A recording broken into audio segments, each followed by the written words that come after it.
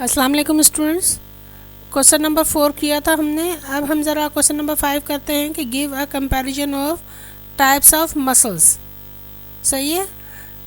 तो ये जनाब आपका चैप्टर नंबर 16 का शॉर्ट क्वेश्चन आंसर्स चल रहे हैं, जिनको मैंने आपके लिए ए सेंटर ने आपके लिए सॉल्व कर दिया है।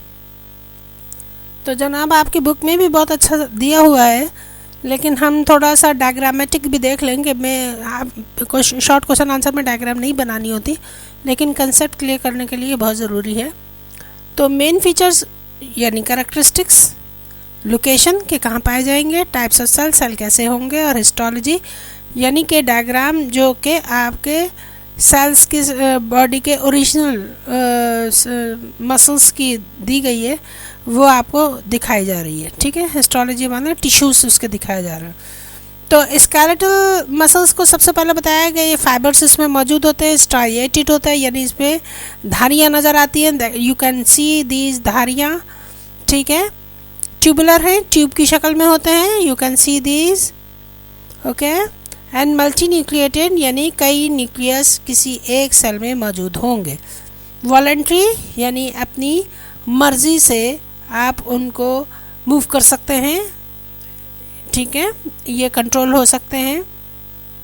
और लोकेशन इनकी जो है वो कहाँ है, यूजुअली अटैच टू स्केलेटन, ढांचों के साथ या आपकी जो बोन्स हैं उनके साथ ये अटैच्ड होते हैं, इसीलिए इनको स्केलेटल मसल्स भी कहते हैं। ये आपने डायग्राम भी देख लिया, अब आपको याद रहना चाहिए। आइए स्मूथ मसल्स को देख लें। स्मूथ मसल्स क्या कह रहा है कि इनमें भी फाइबर्स होते हैं, नॉन स्ट्राइएटेड होते हैं, इनमें धारियाँ नहीं होती हैं। आप जैसा कि दोनों के दरमियान देख सकते हैं, धारियाँ मौजूद नहीं हैं। स्पिंडल शेप होते हैं, कतलियों की शक्ल में होते हैं। ठीक है। और यूनी न्यूक्लिएटेड होते हैं, हर एक में एक न्यूक्लियस पाया जाएगा। आप सेल का स्ट्रक्चर यहाँ पर देख सकते हैं, यहाँ पर आप उसकी मैक्रोस्कोपिक डायग्राम भी देख सकते हैं। ठीक है। ये बनाई गई डायग्राम है, ये मैक्रोस्कोपिक हिस्टोलॉजी है।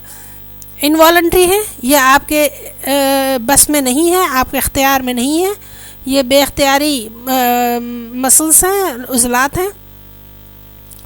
और ये कहाँ पाए जाएंगे, ये इंटरनल जो आपके विसरल ऑर्गन्स हैं, अंदरूनी जो जिस्मानी आज़ा हैं उनमें ये मौजूद हैं। तो ये यकीनन आपके इख्तियार में नहीं है कि जी खाना स्टमक में है तो स्टमक के मसल्स किस तरह एक्ट कर रहे हैं, कब एक्ट करेंगे, कितना एक्ट करेंगे।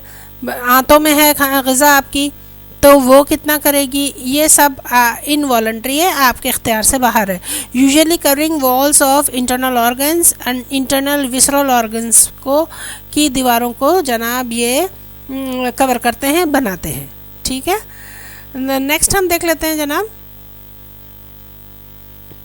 कि कार्डियक मसल बता रहा है, और उसके लिए वो क्या कह रहा है कि ये भी इनमें भी फाइबर्स हैं, ये भी स्ट्राइएटेड हैं, धारियाँ इसमें ये वाइट कलर की आपको धारियाँ नज़र आ रही हैं, ब्रांच्ड हैं, एक में से दूसरी निकल रही है। देखिए ब्रांचेस भी मौजूद हैं, आप यहाँ पर देख सकते हैं। ये ड्रॉन डायग्राम है और यानी बनाई गई डायग्राम है, और ये जो है वो मैक्रोस्कोपिक डायग्राम है। ठीक है। ब्रांच्ड है एंड यूनी न्यूक्लिएटेड है, हर सेल के अंदर कोई एक ही न्यूक्लियस होगा।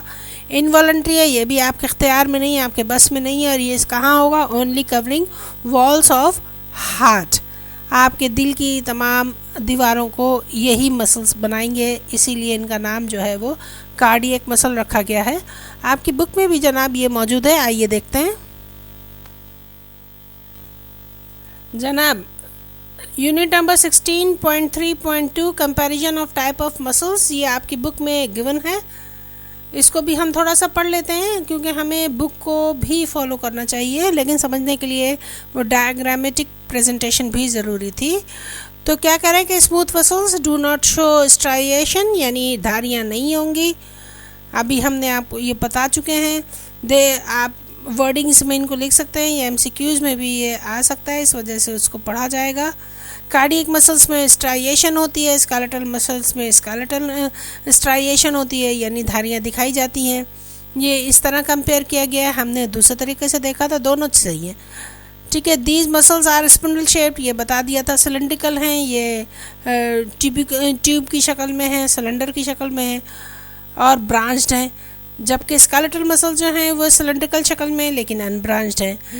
Present in hollow visceral organs, ये भी आपको बताया गया कि इन जो अंदरू खोखली दीवारें हैं, सिर्फ दीवारें हैं, उन दीवारों को बना रहा है ये ऑर्गन्स के, इंटरनल ऑर्गन्स जितने भी आपके हैं।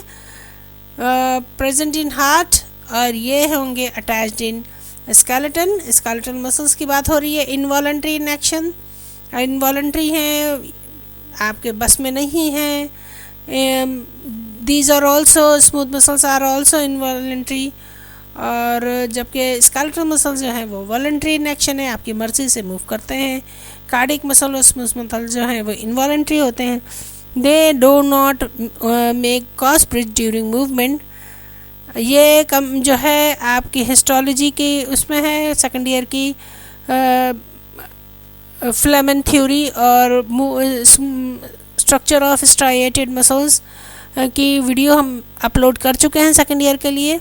आप प्लेलिस्ट में चेक करके उनको पढ़ सकते हैं, उसको देख सकते हैं। उसमें क्रॉस ब्रिज फॉर्मेशन और movement of muscle, striated muscles, सब कुछ उसमें लिखा हुआ है। Structure of skeletal muscle, sorry, ठीक है, जो कि इसके बाद 16.3.3 आपका यूनिट है, वो उसकी एक्सप्लेनेशन दी जा चुकी है। प्लेलिस्ट में आप उसको फाइंड आउट कर सकते हैं और उसको पढ़ सकते हैं।